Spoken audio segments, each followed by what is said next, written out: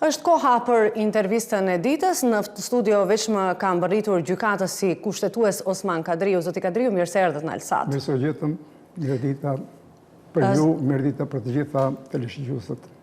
Zoti Kadriu, apo realizohet skenari që gjykata kushtetuese të shfuqizoj dispozitat e ligjit të gjuhëve, të cilat garantojnë përdorimin zyrtar të gjuhës shqipe në prokurori, gjyqësor dhe tërë sistemin juridik të vendit?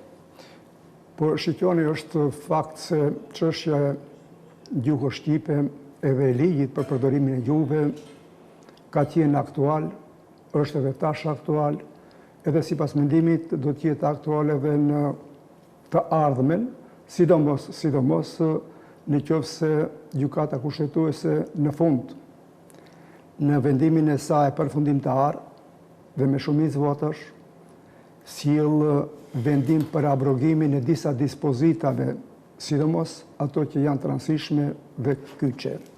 Deri te ajo pikë ende nuk është mbërritur. Deri te ajo pikë nuk është rritur, meqense për informimin e juaj dhe të opinionit, gjykata kushtetuese vitin e kaluar në muajin mars, sipas plan programit të juan, përgatiti mbledhjen ose seancë përgatitore, në të cilën seancë duhet të marrin pjesë edhe përfaqësuesët e Komisionit të Venecijës edhe të Gjykatës Evropiane për Drejtë e Njerëzit. Mirisht edhe fatkeqësisht ndodhe tragjedia e Në Koçan dhe pastaj u anulua. E anulluam çështjen e këtij referati, këtij raporti, natyrisht me të gjitha ato propozimet që kishte raporti.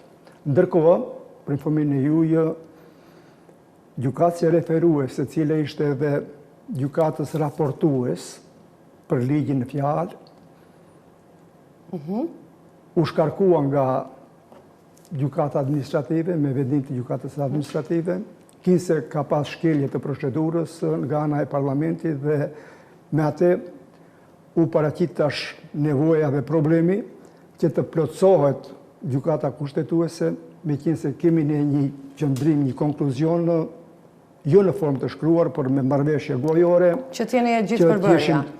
Në tërësi, domethënë, nënt gjykatës, meqense punohet për një çështje sensitive, edhe jemi të vetëdijshëm se aty do të jetë rëndë, domethënë, nëse nuk jemi nënt, të miratohet vendimi me shumicë votash. Pra mos kompletimi i antarëve, po e zvarrit në një farë forme procedurën. Po. Dhe në momentin që do zgjedhet antari i ri, atëherë përsëri themi do të vijmë te kjo çështje. E tash, për informimin e ju dhe të opinionit, meqense gjykatësia referuese u shkarku nga posti, tash gjykatësia referuese është i caktuar tjetër person, tjetër gjykatës. Ai person, ai gjykatës referuese përgatit tash referatin, i cili referat do të jetë temë shqyrtimi në mbledhjen përgatitore, në seancën përgatitore, në të cilën seancë presim të vinë edhe përfaqësues të Komisionit të Venedikut edhe të Gjykatës Evropiane për të Drejtat e Njerëzit. Te kur do ndodhë kjo, apo ende nuk dini, nuk keni një informacion? Por mendoj se si të kompletohet gjykata edhe me gjykatën e nëntë, shumë shpejt do të vijmë edhe te seanca e radhës, e cila do të jetë seancë përgatitore.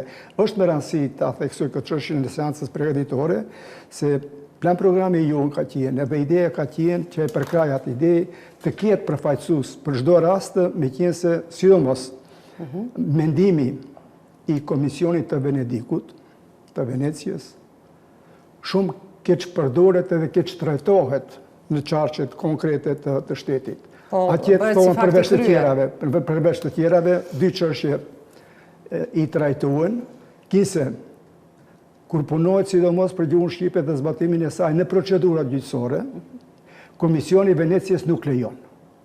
Mira, është mendim, nuk është vendim. Ashtu, do me thënë kështu mendohet, edhe mendimi i dytë, që po ashtu nuk është i sakt, Komisioni i Venecijës, për të gjitha ato mendime që jep, shteti që është kandidat për antarësinë në Bashkinë Evropiane, patjetër ti respekton ato vendime dhe t'i zbaton. Ato mendime dhe me thanë janë të obligueshme. Edhe ky fakt ju lutem nuk është i saktë. Komisioni i Venecijës ka dhënë mendim. vetëm shndrohet në mendim, a nuk prodhon ai efekte obliguese. Vendimi mundet të pranohet ose mundet më pranohet. Çdo pushteti e sheh me sy se si konvenon. Ashtu, meqense në këtë drejtim ju lutem, edhe deri tash, edhe në këtë përbërje të parlamentit, edhe në përbërjet e mëparshme, ka pas për Komisionit të Venedikut për çështje konkrete, për ligje konkrete, vretje, parlamenti nuk i ka zbatuar fare. Përsëri ka sjellë atë ligj, sipas dëshirës, për zgjedhje. Se ju pak më parë thot disa nene mundet të abërgohen. Po ashtu njëra nga pikat e diskutueshme rreth ligjit të gjuhëve është neni 23, përkatësisht pika 4, e cila thot fotografin, ju lutem regjia nëse mund ta kemi në ekran së bashku me zotin Osman Kadriu ta shohim.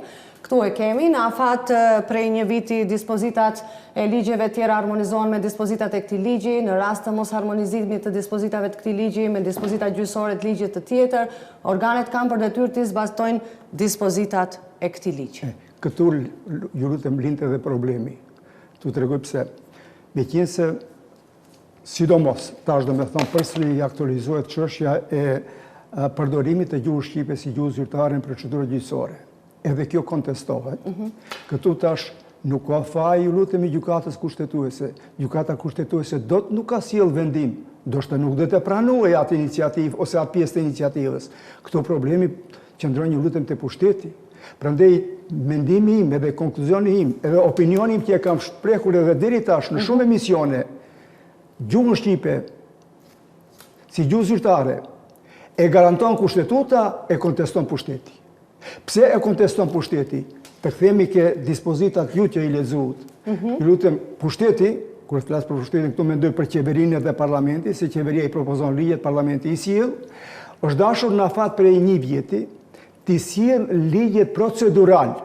Me ligjet procedural duhet të përpunohen dispozitat e ligjit për gjuhët edhe zbatimin e gjuhëve në vendin tonë, edhe me ato dispozita do të konkretizohet çështja se si duhet të zbatohet ligji, faktikisht gjuha shqipe si gjuhë zyrtare në procedurat. Ju thoni, zoti Kadriu, kushtetuta garanton, pushteti konteston. Po i bie që gjykata kushtetuese miraton, e jep pëlqimin apo tund kokën, sepse kemi qenë dëshmitar në këtë periudhë të deklaratave, shumë deklaratave politike të kryetarit tuaj, të kreut të gjykatës kushtetuese. Është evidente se edhe në gjykata kushtetuese ka dhe me thanë opinionet të ndryshëm, sidomos kur punohet për gjuhën shqipe, megjithatë duhet të jepen opinionet personale apo profesionale në këtë rast. Për të gjitha dhe me thanë dispozitat, sidomos problematizohen veçanti dispozitat për zbatimin e gjuhës shqipe në procedurat gjyqësore. Sa i përket deklaratave individuale edhe të kryetarit ose ndonjë personi tjetër, është evidente se shumë prej atyre deklaratave nuk mbahen, meqense ato në brendinë e saj nuk kanë atë sensin juridik, çështjen juridike, por më së shumti reflektohen në sferën politike. Do dua ta komentojmë së bashku edhe një deklaratë të Konstantinovskit, por regjia ma ktheni edhe një herë fotografinë se dua një përgjigje konkrete zoti Osmani për nenin që pam, neni 23. Çfarë ndodh në rast të shfuqizimit të pjesëve të këtij neni? Sipas situatës e cila zhvillohet në gjykatë rreth përgatitjes edhe të raportit edhe të seancave që janë në vijim, domethënë para do jetë përgatitore, dyta do jetë kryesore kur duhet in meritum të vendoset për fatin e ligjit. Këtu, për të gjithë dispozitave, sidomos janë të rëndësishme të cilat në veçanti kontestohen dispozitat me garancën e gjuhës shqipe në procedurat. Në qofse shfuqizohet. Në qofse i lutem abrogohen. Pjesë të këtij neni. Në qofse abrogohen këto dispozita, atëherë gjuha shqipe e humb atributin të jetë gjuhë zyrtare në shtet. Që do thotë, zoti Kadriu, që t'ja sqarojmë dhe opinionit. Shfuqizimi i këtyre pjesëve të nenit 23 e zhbën ligjin për përdorimin e gjuhëve. Sigurisht, vjen në pyetje domethënë në tërësi ligji atëherë, se ne do keshim vetëm përdorim gjysmak të gjuhës shqipe si gjuhë zyrtare, a përdorimi gjysmak nuk kupton gjuhë zyrtare në shtet. Termi gjuhë zyrtare në shtet ju lutem i përfshi të gjitha pushtetet. pushtetin legjislativ, pushtetin ekzekutiv, pushtetin gjyqësor, edhe institucionet qendrore të shtetit. Dhe është tendenca pikërisht, sepse ju e dini debatin e brendshëm, i keni parë dhe deklaratat publike të kryetarit të gjykatës kushtetuese, është tendenca pikërisht shfuqizimi? Dhe a mund të ndodhë ky skenar? Dhe a mund vërtet pastaj kjo edhe të tregoj shumë varet domethënë edhe si do të rrjedhi procedura, sidomos në atë seancën përgatitore, edhe unë pres edhe me dëshirë, pres domethënë me vullnet të plotë, pres edhe përfaqësuesit ti pastrojmë disa çështje edhe me përfaqësuesit e Komisionit të Venedikut, edhe sidomos përfaqësuesit e Gjykatës Evropiane për Drejtë të Njerëzit. Me ata po se të pastra çështje brenda Gjykatës Kushtetuese. Se brenda Gjykatës Kushtetuese me siguri se për këto çështjet e shfrytëzimit të dispozitave për procedurën, me siguri se do të miratohet përsëri një vendim i tillë me shumicë. Me shumicë, thonë. Me shumicë. Dhe ku e bazoni këtë? Ne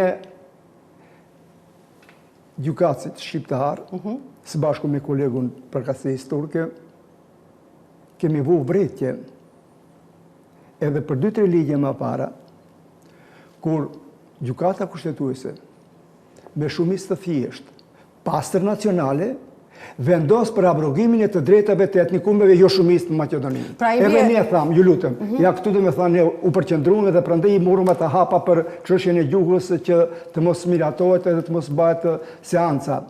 Ne thamë, ju lutem, ato vendime që janë në bazë nacionale, a vendosni për të drejtat e etnikumeve dhe abrogimin e tyre, ato vendime nuk janë legjitim. Po pa votën tuaj, me mbi votimin tuaj. Pa marrë parasysh se osqil do me thanë me atë shumicën e nevojshme që kërkon akti juën. Ato nuk janë legjitim. Edhe vendimet që nuk janë legjitim, ato gjithë më prodhojnë pasoja. Edhe këto do me thanë tash, pasoja do t'jetë në qoftë se vazhdon gjykata kushtetuese me shumicë të thjeshtë të sjellë vendime për abrogimin e të drejtave të shqiptarëve edhe të shumicës të etnikumeve të tjerë.